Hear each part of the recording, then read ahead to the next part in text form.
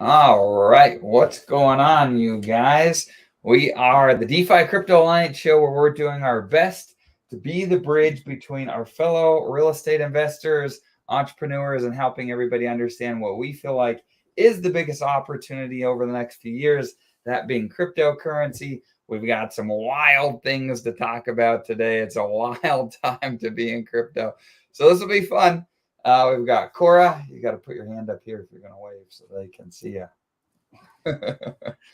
So welcome, Corey. Take it away. Absolutely. Corey Geary here in the hot state of Arizona, which will be the last time, or at least for a while, that you guys will see me streaming from here. And you'll be the last time you'll definitely see me streaming from this setting. This is my office here in Arizona, which I will be gone by the time I come back in the end of December. So I'm just truly blessed to be on this journey with you guys, and where we're going to use cryptocurrency as that wealth creation tool and use real estate as a wealth preservation tool and change not only ours and our family's life, but bring as many friends as we possibly can on this journey where we can really change, our lives and a piece of the world. So it's going to be a lot of fun.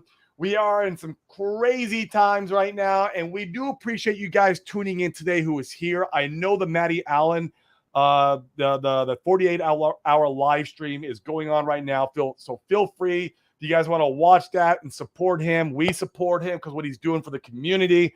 We appreciate you guys supporting us. And so we expect a low turnout today, but that's perfectly fine. We could probably get some rewatch later on in the weekend. So thank you, guys. We appreciate you joining us on this journey. Thank you. And of course, we got Mr. Norbert coming on to rap with us. I knew he'd be here, even with the Matty Allen show going on. What is going on, brother man? How are you doing? Very bad. Thank you, guys. Driving as usual. I know, man. You're always driving or in the car, like when we're on. Well, that's London, and it's funny you asked me last time, and even Bristology was saying, "Well, I never see you anywhere, just popping up on streams, we cannot find you anywhere." It's like, yeah, because I'm in the shadows, I'm grinding, I'm trying to catch up with you, building wealth and learning. So it's pretty. But yeah, wild. all good. Interesting week. Was a lot to take on, a lot to digest for sure. Right. Some of the guys that are streaming all the time and in the telegrams all the time, I mean, they're retired, so that's what they do all day. Yeah. Otherwise, you're grinding. Yeah. What about you? How was your week? Oh, our week's been great. We did some real estate stuff yesterday. We were filming some content for one of the real estate masterminds we're in to help educate people more about cryptocurrency and how that works. We did a little real estate mastermind yesterday where we talked a little bit about crypto, which was fun. And man, I've got a number of thoughts. Corey and I have talked about this a lot over the last few days. Got a number of thoughts, both of us, about the Richard Heart ecosystem and indicators that we're looking at to determine what to do. And so I figure that's probably a good way to start off today. We'll go through some of those ideas and kind of see where the show goes. What do you guys think? I love it, man. Let's do it. All right. So the first thing, in fact, one of the other ecosystems that I'm a part of that's outside of the Richard Heart stuff. Oh, yeah. It was one of the first ones that I made a ton of money off of. I mean, it was crazy. At one point, I was making $50,000 a month in passive income from that thing. It was just turning. That's how you went pretty hard into this ecosystem, wasn't it? Yeah. It allowed me to be able to go and build a lot of my positions in Hex and Pulse Chain, PulseX, all that type of stuff. And man, they were slapped by the SEC yesterday as well. And price charts look just like the assets that we all know and love in the Richard Heart ecosystem. So it's kind of like, what's a good analogy, man? Like I'm trying to think. Well, I don't know. With everyone getting slapped by the SEC, I just don't think that it's as big a deal to be worried about that and what's going on. In fact, here's a good analogy. So there's one time I went to an outdoor concert and they had fencing set up along the outside. And so there's this big line and it was packed. Like it was taking forever to get in. I've And been there. and I see one of these, a couple of guys run for the fence and they scale the fence and jump over it. And 2 turns to 5, which turns to 8. And I'm like, F it, let's go. So I run over there. And soon enough, there's so many people. We push the fence over, not on purpose, but the fence goes down and everyone rushes in. It was a free concert. So you didn't have to pay. You just need to get in. And so I feel like that's what I feel like things are with the SEC and crypto right now is that, if one person goes and tries to jump the fence, it's easy for security to stop them and cause problems for that person. If everybody goes and jumps the fence, well, everybody gets into the concert and has a nice time. I feel like that's what we're like right now, where Gary's essentially, in my opinion, he has limited his influence and power by saying everybody's a security and trying to stick it to everybody. And so if everybody rushes the fence, are we all affected by the bull market? Do we all have a muted bull market? I don't necessarily think so. And I think that for a few different reasons. So there's a first reason. The next reason is that there's friendly crypto people in Congress, like they're working on passing bills and statutes right now, and they'll continue to do so, in my opinion, this year and probably into next, that will bring a lot of clarity to crypto. And I think that that's incredibly bullish for crypto as a whole. You have things like the Bitcoin ETFs that I think will be approved. I think that Grandma Ruth or little old Ethel will be able to add cryptocurrency to their portfolios very easily for this next bull run if they chose to do so. And the opportunity to onboard the masses, I think, will be very freaking strong once there's a lot of clarity around things. The next is Gary Gensler.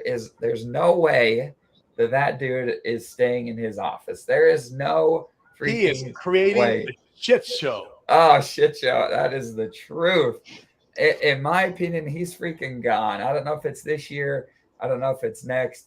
But there's no way that he sticks around. In fact, they had that congressional hearing where he was there, couldn't give a straight answer on anything.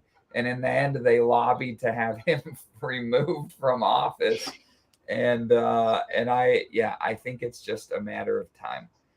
So we've got all those things going on. And then in addition, throw in the Richard Heart ecosystem. I mean, we've talked about it and everybody talks about it in Hexaco. Community is everything. And you see the third-party builders building like crazy. I'm sure there's some that'll pull out that won't launch on Pulse Chain. But man, the big ones that we've been really excited about, it appears like every single one of them is sticking to their plan to go ahead and launch on Pulse Chain. And so, I think that all of those things added together are really bullish, are super exciting. Corey and I bought more crypto in this dip recently. Me too. Yeah. And so, what are you gonna do? So there's my thoughts. Yeah, you guys, go ahead. I got one more beyond that, and I'll let Norbert tell his thoughts. But I was watching a Sami video yesterday on the plane flying back from Ohio. I still love Sami, and he makes some really good points. I don't agree with 100% of what he says, but like 98% I agree. And this is one thing he did point out, and it's facts. SEC came after XRP right before the bull run, and they hit XRP with the lawsuit. Same thing, kind of like we're going through right now. In that bull run, after the lawsuit, XRP did a 10x. Now, a couple things to take in factor there. People are like, well, I only did a 10x because of the SEC. No, I don't think so. I think, and Sami pointed this out, that XRP is a multi-billion-dollar market cap. It is really top heavy, and it was able to do a 10x with a multi-billion-dollar market cap on that bull run with the SEC hanging over its head. That's pretty phenomenal data. That's showing us, we're not a multi-billion-dollar market cap. In fact, right now, I think like Pulse is like, I don't know, like a $500 million, maybe a little less. I last time I checked, it was like 350, but I know we've kind of gone up since then. So it's, well, at sacrifice price, we're about $1 billion. And so if XRP could do a 10x in the bull run, why can't we do a 20 to 30? Now, and that's always been kind of my expectation. Now, I would love to get 100, 200, 1,000. It's always possible, but I've always set my expectations where if I get a 10 to a 30, I'm going to be very happy with my portfolio. And anything beyond that would be amazing. But it's, there's no reason why we can't do it, even with the with SEC hovering over us, because also to your point, Dane, the SEC is going to be hovering over everybody in the next bull run. Cardano, Solana. I mean, they've just called everybody out there as possibly that they possibly can. And I do believe that, it's just going to become with the territory that the SEC is just suing everybody. So I really feel like, with the XRP and what it's done, and it came down, it did its normal, pump in the bull run and then dump, after. So it's, really think, and I like Bobby commented 526 market cap right now. Very interesting. It's over $500 million. I think your comment's really pertinent, and you could see here. So here's the XRP chart, and you could see. So here's the top of their first bull run, and then you could see it was finding a bottom. I was finding a bottom right in here, and the hard thing is and then it went ahead and it caught a bunch of momentum right here, and then this is right when the SEC case dropped, and it crushed the price. And it stalled momentum. But if you look, I mean, it went and did a 10x. And what is this, from the end of December to April? I mean, that was essentially like 4 months. Right. That it went in 10x. And so I think it's incredibly important to understand timing and the fact that all of this SEC stuff is happening. I mean, this would be more equivalent to the XRP SEC case happening, like back here, and then having the bull run start over here and then getting back up. I mean, can you imagine this price chart? I mean, if the SEC stuff would have come over here, and we can do the math. It's pretty interesting. So from where it was right here to down here, I mean, that fell 75%. So imagine if that 75% dip would have happened over here. It came down, it found a bottom, and then entered into the bull run.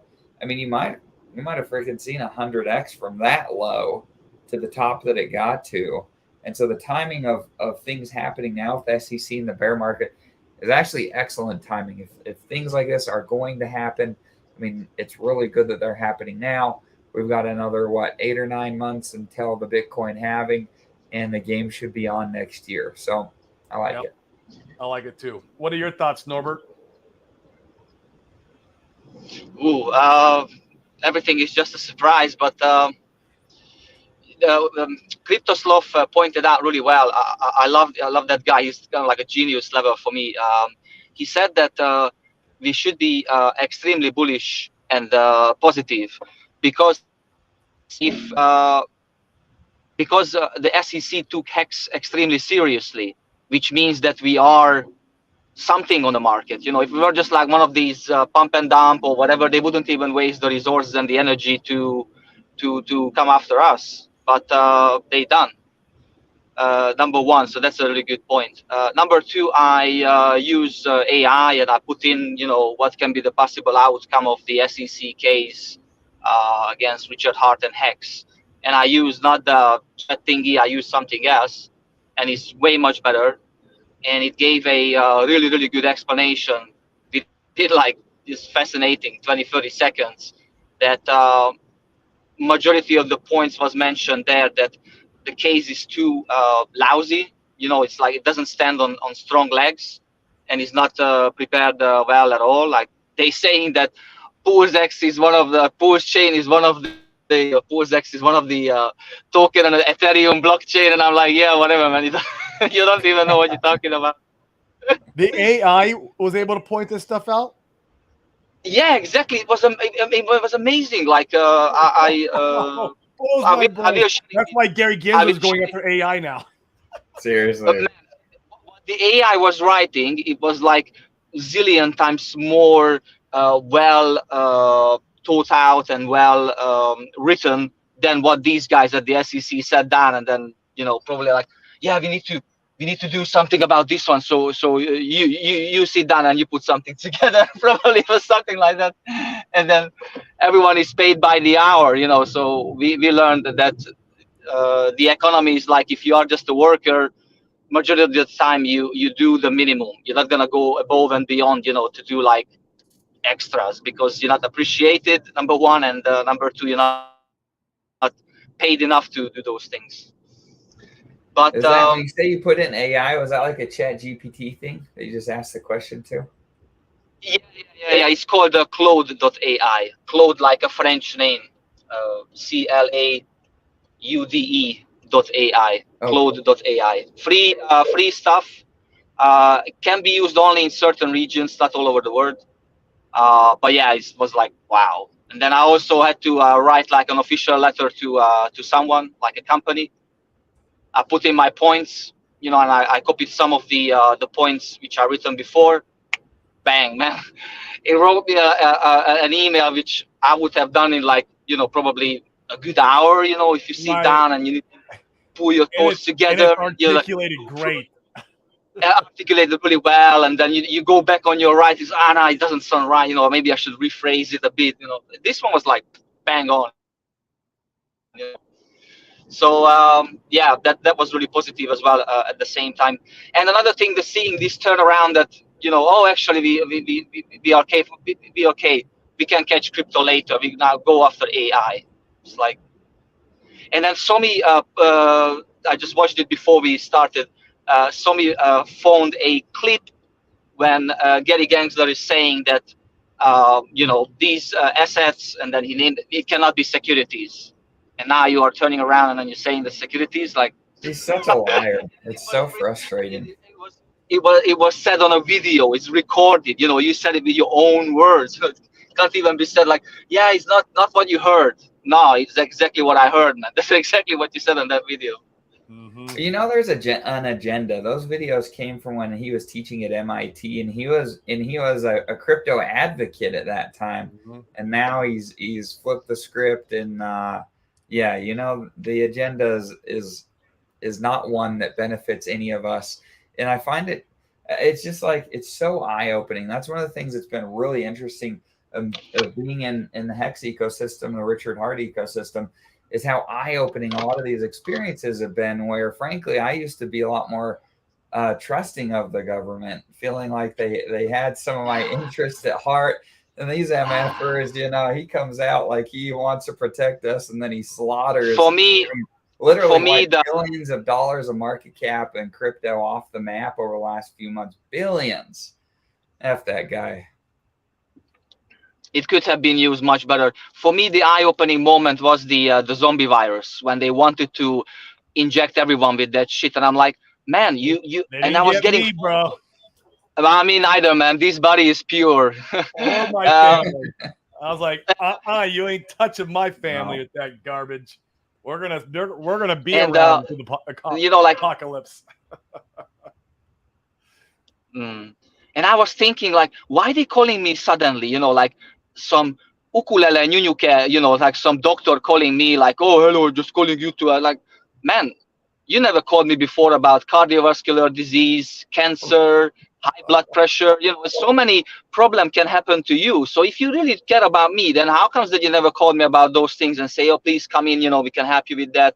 Have you experienced any of those things? No, suddenly everywhere. And I even went to restaurants and they were like, oh, would you mind scanning this thing? And no, I don't want to do that. And then the lady in front of me as well, no, I ain't gonna do that. And then she was like, you either let us in or then we go somewhere else. It's the only two options you have. They called you out of the blue to tell you to come and get vaccinated? Yeah. Really? That's hilarious. The doctors out there were cold calling. You really like, you're not busy like helping Maria and Clive and whoever, just they have financial incentive to do it, to get people to come in and get vaccinated. Yeah, financial incentive. So it's running a business. Yeah, pretty much. It's like I think Bobby makes a good point too. This is let us not forget all exchanges prohibited the sale of XRP, so holders were stuck. That was a hurdle we won't. That's a hurdle we won't face. Hex isn't on any CeFi yet. Like the way the masses bought XRP before was through all centralized exchanges, especially here in the United States, and that's how they got their hands on XRP. Where, man, we don't deal with them hardly at all, except for as an on ramp and off ramp. Now the government could prohibit and try to restrict that part of the process as far as on ramping your money, and that's where it could hurt some. But we haven't seen it that restricted yet. Doesn't mean it can happen. We do see some of these changes giving us some problems trying to get our money in. We've seen Coinbase, they've depending on what location you're at, restrict you. We've seen Trust Token, they're no longer accepting mints, and depending on where you're located and the current banks they're using, they're not accepting mints. I have a meeting with them. I had to reschedule again, but I have a one-on-one meeting with them, and they will allow you to mint, but you have to meet with them personally. And so you see a lot other, these exchanges or these on ramps, if you will, are becoming also Revolut. I'm not sure if you heard Revolut as well. Is they stopped doing certain things crypto related. Yeah. Now we do have Coast. Coast should be coming online here any day now, and that's specifically for our ecosystem. Plus, they're going to be catering to Ethereum too. So that's super exciting to see that come online. And I really feel like that's the only way they can prohibit new money coming in to the RH ecosystem is they'd have to shut down all the on ramps.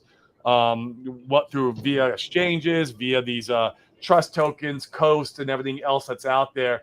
And it'd be difficult, man. I don't know if that would pass or not. I don't know if that would fly. It may. But Gary Gensler seems like to pull every stop he possibly can. And but as of right now, it would be really difficult for him to pull that out. So who knows? He's desperate. That guy, the way how I see it, certainly there are political pressure on him. Probably someone behind saying, "Look, mate, you have to push this through." I'm 100% sure about that. But as you can see, I told you before, there's always yin and yang and black and white. So look, Alex straight away came up with a solution. Oh, you cannot buy Hex on Uniswap? There you go. There's a new site. There you can buy Hex. Yep. So the community effort is always going to be there. So yep. That's why I think they picked the wrong guy with Hex, because what kind of people we have in this community? Imagine like builders, lawyers, really intelligent doctors, ambassadors like Gary, funding Jim. He's like an ambassador for me, man. He's like the Hex ambassador. Varus and now Rex to Riches. These three guys became the ambassadors of the whole ecosystem. And it's then funny you mention that, because like economist and strategic, type of person. So it's fantastic. It's funny you mentioned that, because me and Dane, we were at this real estate mastermind that he had mentioned earlier over the last couple of days, and we were in a room like those guys. There was probably nobody who was shy of 7 figures as far as their portfolio is concerned. I mean, we were in a room with real estate portfolio. Yeah, real estate, not crypto. I mean, we were in the room with very. Please, one day I would like a 7-figure portfolio as well. Please, if you're listening. There was one guy, and he's a massive player. This guy's huge, and he's like, yeah, I put millions of dollars into the Hex RH ecosystem right in the beginning. And I put more millions of dollars in. I sacrificed. And he goes, the SEC thing is the bullish thing I've ever seen. I am so happy this is happening. And like, this is a very high net worth individual who has a lot of money in the system. And he was like, he couldn't be more bullish than me and Dave. Were like, we looked at each other a little like, man, okay, well, cool. I'm glad you feel that way, because he's a very smart individual. You know what I mean? He's been in the game of markets for a very long time, and he understands a lot of this stuff, and maybe even a higher level than me and Dane do. But just the fact that he was so bullish, I was like, wow, that's pretty cool. I think he must be like a chess player type of person. He sees it as a strategic move, because it's exposure for us. People, how many people are Exposure, it talking is. about us? And people today. I'm a big fan of David Lin. Have you seen this guy? He used to be at that American economist kind of news channel, and then he left them and he made his own thing. And now he was having he had an interview with Richard twice before, and Oh, today he was with Scott Merkel. David Lin, following him on LinkedIn, Twitter. Fascinating guy, really, really smart guy, Asian dude. I mean, gentleman. Sorry. And they were even discussing it for a pretty lengthy time. So imagine how many people see this, what's going on with us. And yeah, opportunities are there. Going back to the thing what happened to me, because you said that you bought some more. As you remember last time I said that, I put in my money and then like, screw this, if something happens to you, then I'm happy. If not, then whatever. And my friend, a pianist teacher, I introduced him to Hex and crypto. He sacrificed for PLSX, and then he calls me like out of nowhere. He's like, man, have you seen the price? I was like, what prices, man? And he was like, Pulse is down to like a lot of zeros and a 4. And I'm like, what? So how it worked, like I just pulled over the car and then like opened up the laptop. Like, Jesus Christ, what's going on here? And I changed phone, and then the way I transfer money to crypto is through this app called Swissborg. But because I changed the phone, I had to reinstall everything. And then it was like, give me your 12 seats password. And I'm like, yeah, but you always ask me for a PIN. And like, no, because you have a new phone, now you need I was like, fuck. Then I had to redo everything, the KYC thing. And I had to ask for a friend like 1 ETH. I said, mate, you need to send me 1 ETH right now, like just don't ask me questions. Like, I'll give it back to you, but I need it. And anyway, I managed to pick some more. So opportunities like this, I realized that when I looked at my portfolio, it was down significantly. But because I was able to put in that 1 ETH, sure. It makes a difference.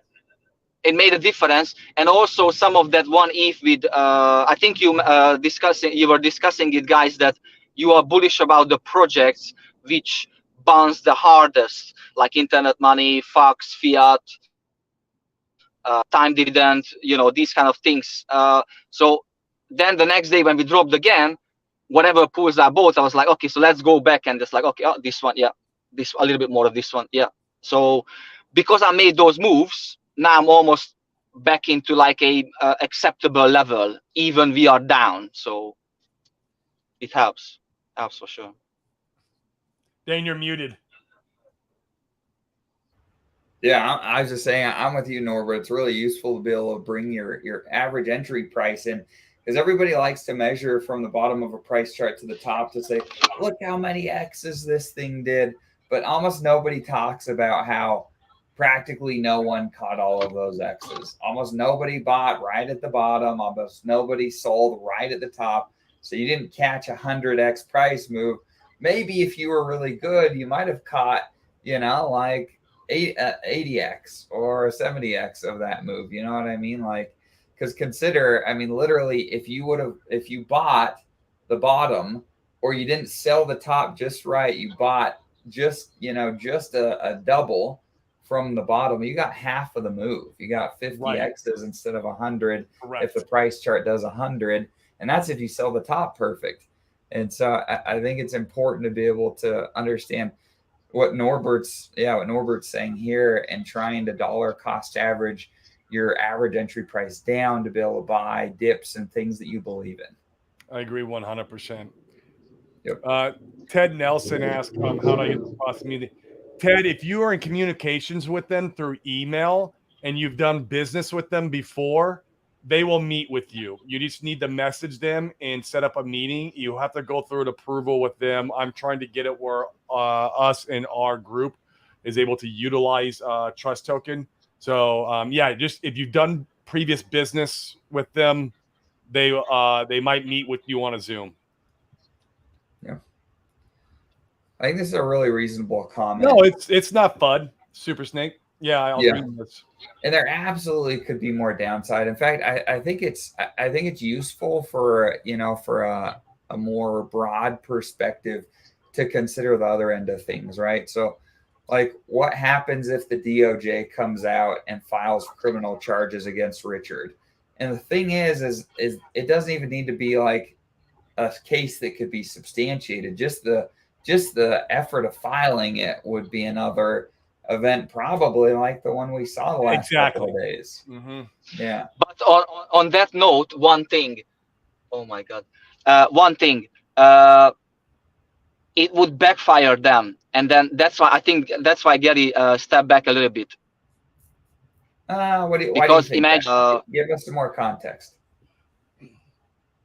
Sam Bankman-Fried is walking free, and that guy took billions of dollars for thousands and thousands of people.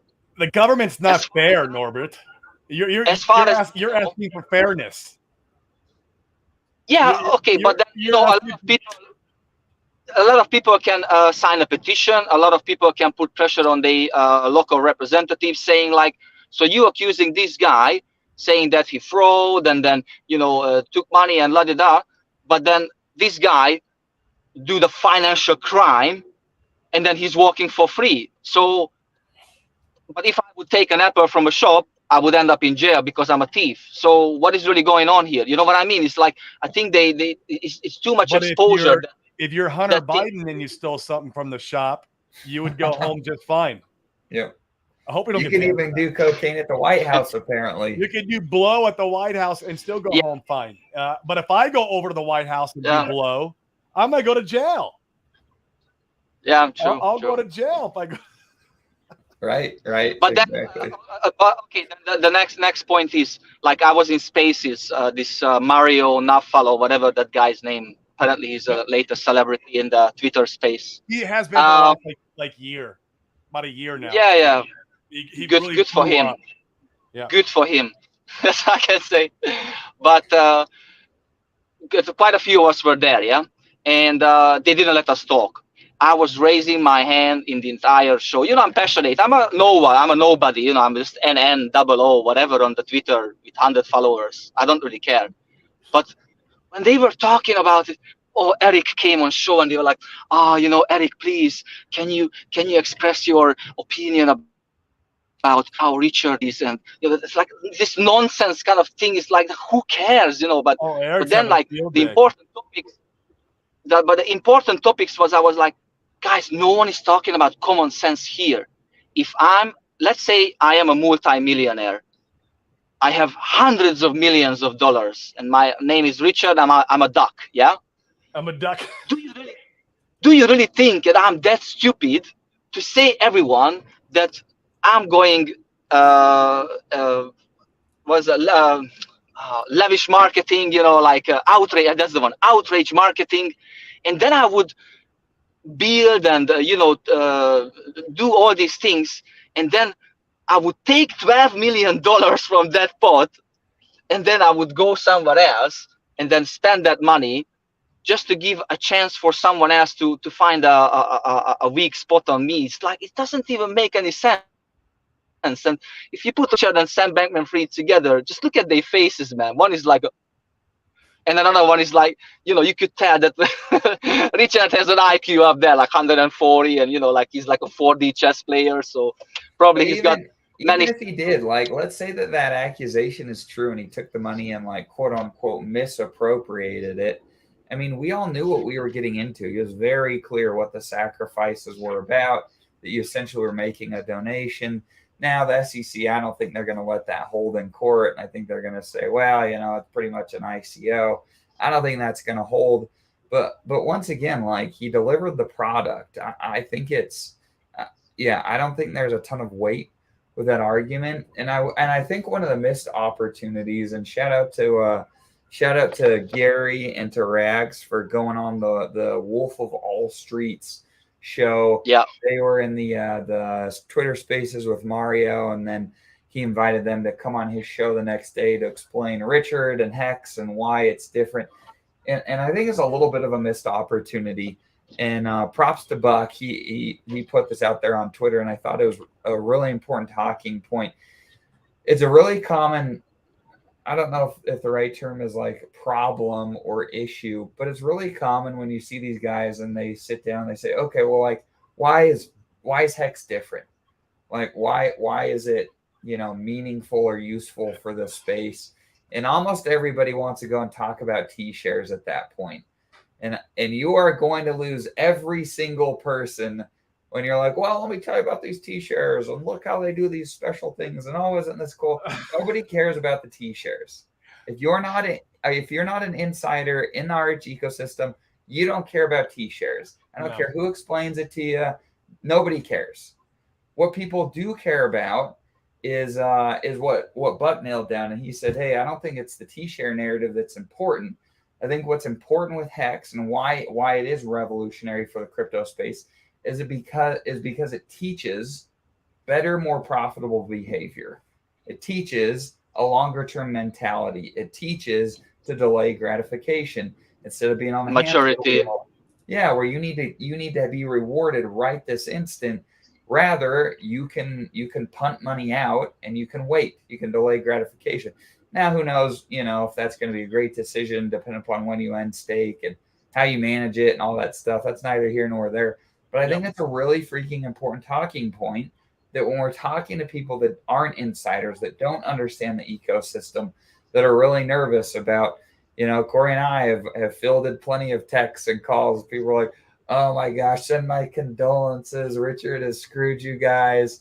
And I'm like, no, you don't understand. You really don't understand what's going on here. And I think one of the best talking points is talking about how Richard and Hex, they teach better behavior, not only for crypto and investing, but for life in general. And I think that's the important talking point that we should be sharing. Or you just because I have a friend who is like I told you last time, he's an Uber driver, and he's trying to get his finance to a better next level, to become a better position. And you don't have to bombard everyone with the T-shirt kind of thing. You just say like, oh, I'm not sure if you heard about these digital sort of investments, but that is a way of transferring your money to a digital money, because you want your money to work for you. If you only work for yourself, then you are like a one-man band, and you're not going to make a symphony on your own.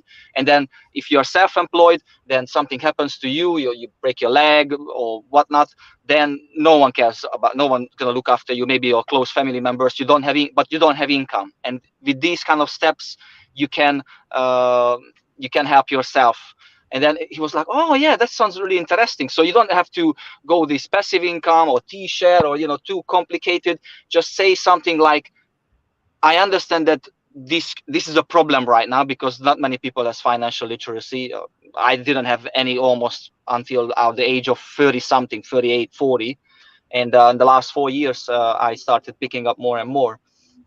And thanks to you, now I'm talking to you. And then I even learned so much from you by watching your shows, and when you express things and hearing your positive stories that you started here and then you got there. So, it's a motivation that I have to push myself too. And then maybe at the age of 50, I'm gonna be on a level where the phone is like, yes, boss, of course I'm coming. Yes, I'm doing it. But yeah, it's possible to. It is all about presentation. You just have to find the right way of presenting the thing. And one positive thing about the T-share, if we get to that point, because when the volatility comes in, then you have a jolly joker in your hand and saying like, okay, crypto is volatile, but this card can help you to reduce that volatility. It's not gonna cancel it out, but it can help you to reduce that volatility, because I earned like on 1 year on my 1 year stake, I earned about 20% interest, which I find it pretty good because of these a lot of emergency on stakes. So it became like 20% at the end.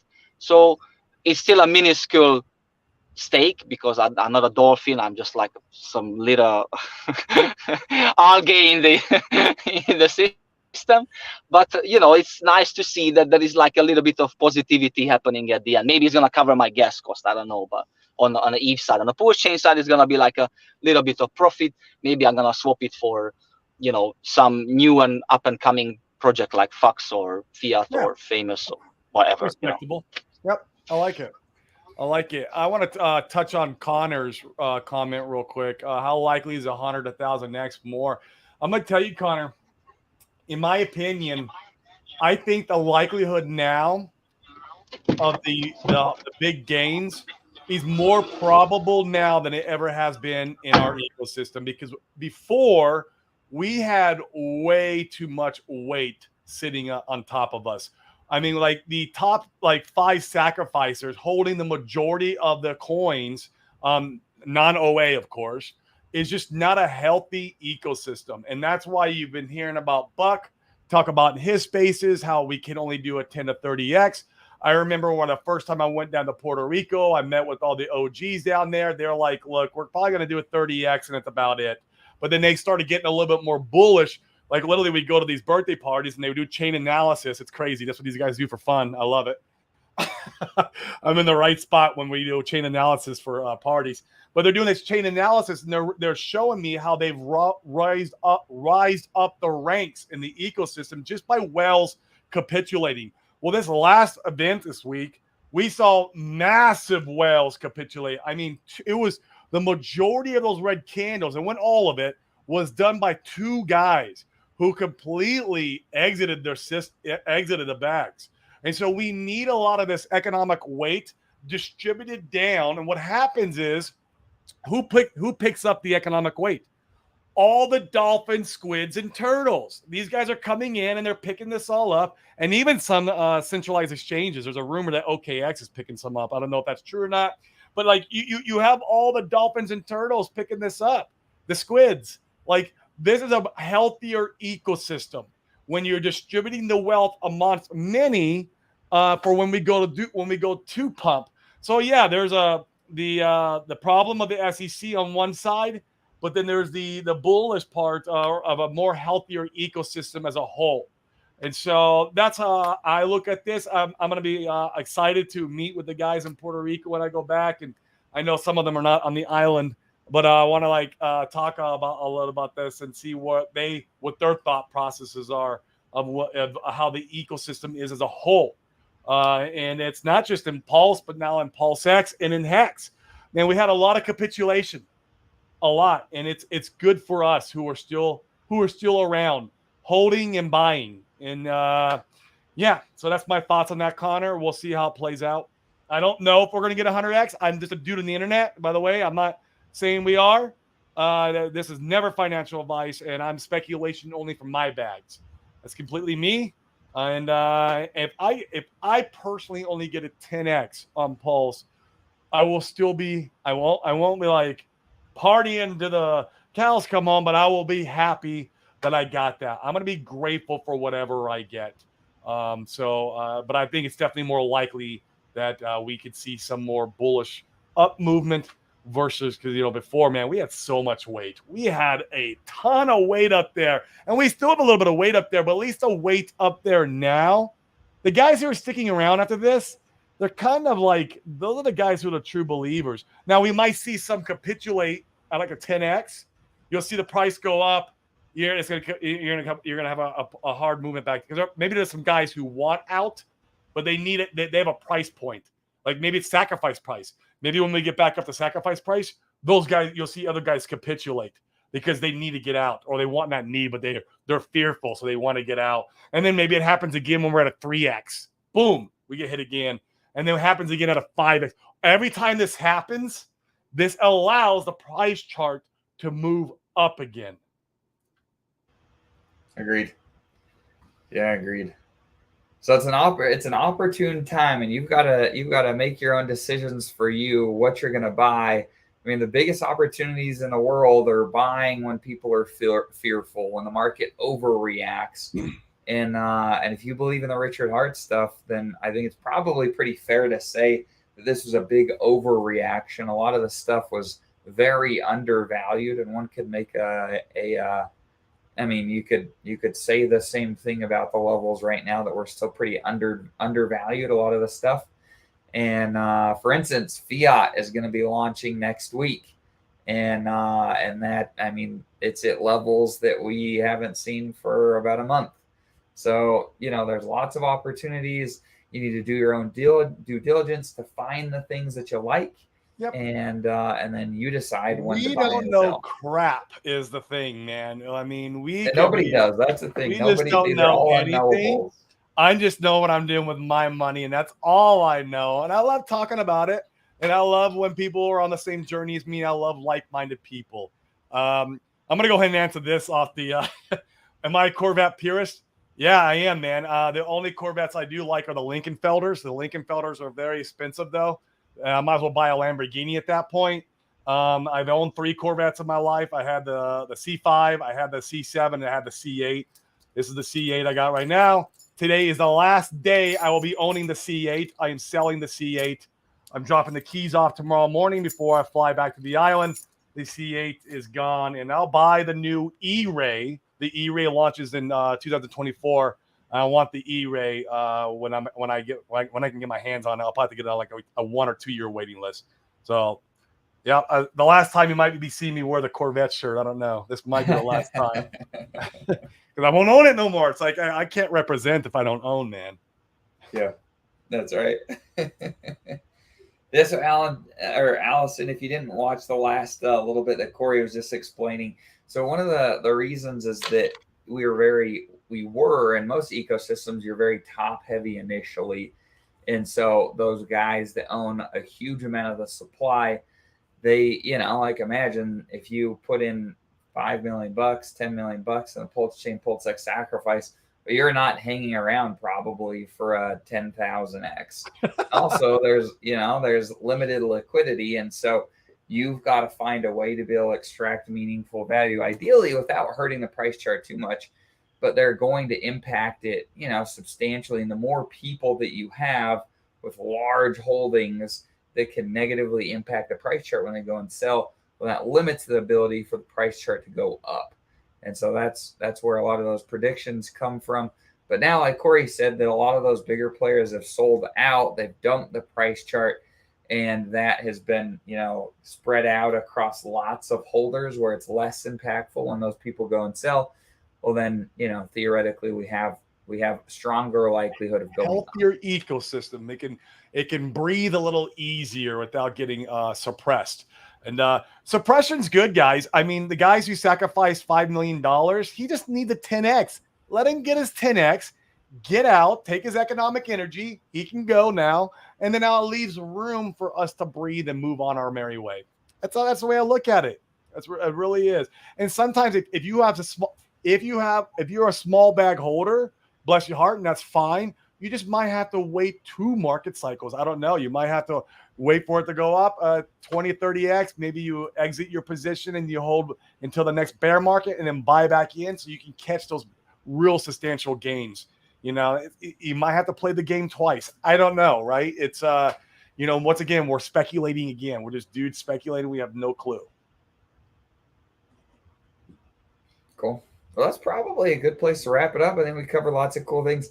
The Highest of Stakes documentary will be out this weekend. If you're not aware, Corey and I are both going to go see it. In fact, are you going to go see it, Norbert? Since you're out in Europe, I don't think they really have showtimes near you, do they? They're not showtimes yet. They're doing it, but I've just seen the news today that the company called Cineworld it will show in the UK the Highest of Stakes, which I'm really happy about. Yeah.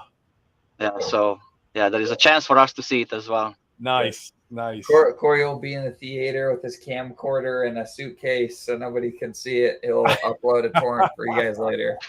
I'll be at the Phoenix showing, guys. If you guys are out there, I know 10 Top's on here, or he might be watching the Matty Allen show today. But I credit to him for him being able to let me go. I missed the ticket sales. I didn't know I was going to be in Arizona at this time, and it all worked out.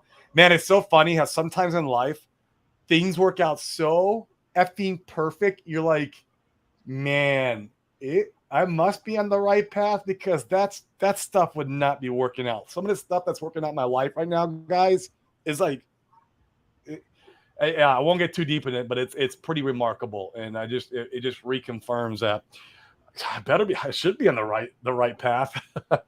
Right. Oh, there's 10 Top You Man. are. You chose our show over Maddie's. I love you, bro. Much love to you. Awesome. Well, thanks for being here, Norbert. Norbert's always here each Friday. Thanks for you in the comments. We appreciate everybody. With that, have a great weekend, and we'll see you guys back next week. I'll see you guys Monday from Puerto Rico. Awesome. Thank you for having me, guys. All the best. It was a good show again. Yep. See you guys. Take care. Bye-bye.